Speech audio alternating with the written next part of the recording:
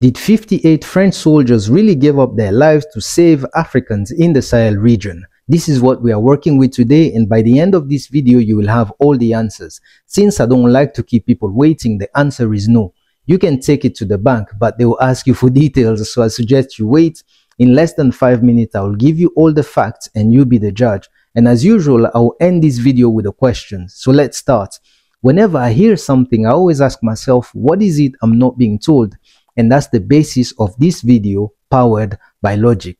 Emmanuel Macron's government and its tool, the French media, never miss an opportunity to remind us being the Africans, of how ungrateful we are for everything France has done for Africa.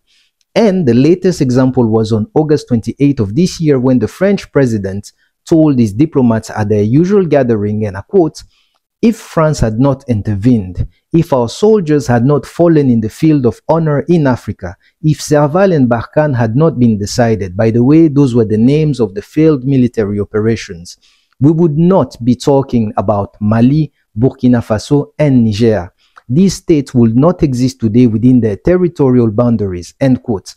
Funny enough, he also added that France intervened at the request of sovereign states that were threatened by armed groups, and that France's presence was essential for the stability and security of the region. I'm not too sure about that, and according to Mali's Prime Minister Choguel Maïga, I quote, "When the Malian government demanded a French intervention, its objective was to eliminate terrorism and to help the Malian state regain its territorial integrity. But when it came to Kidal, a stronghold of Tuareg rebels, the French army blocked our state forces from retaking the city. I'm not accusing, I'm just stating facts," end quote. I also doubt that the families of civilians who lost loved ones at the hands of French troops, like the French airstrike at the wedding in a Malian village where 19 people lost their lives, would agree with Macron's statement.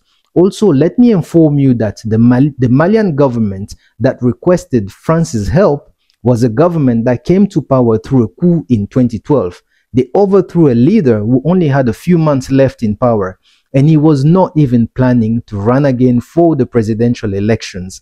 This is very important to understand how hypocritical France's current stance in Niger is. Also, the first army in the world to come to Mali's rescue was Chad. Chad was under Idriss Déby, the father, and many Chadian soldiers lost their lives in Mali fighting for the liberation of Malian people and their territories. However, let's put Macron's statement under the logical scrutiny. In 2022, Mali told French troops to leave for being ineffective, and they left. In early 2023, Burkina Faso told French troops to leave because they were ineffective, and they left. Now Niger is telling French troops to leave for the same reasons, but France suddenly refused to recognize Niger's leaders' authorities. All three countries' current leaders came to power in the exact same fashion, so what's the problem? Macron also criticized those who accused France of neocolonialism or imperialism, and those who questioned the effectiveness of French military operations. But bossman, it failed. That's why you are being asked to leave. However, it is always important to remind everyone that these groups were armed by Western powers when France, the UK, the US, and NATO forces were obsessed with removing Libya's leader from power based on fabricated lies. Do you remember when Gaddafi said this while speaking to a TRT journalist?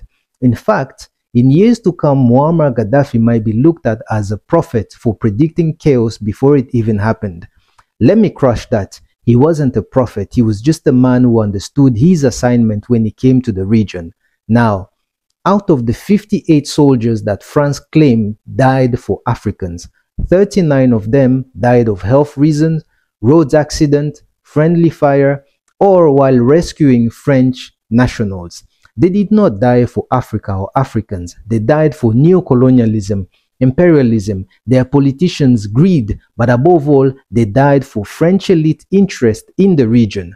As the story goes, the rich get richer and the poor keep on fighting for crumbs. Now my question is this: if France recognized the authority and sovereignty of leaders who came to power through military coup, why the double standard in Niger? We, ni nini?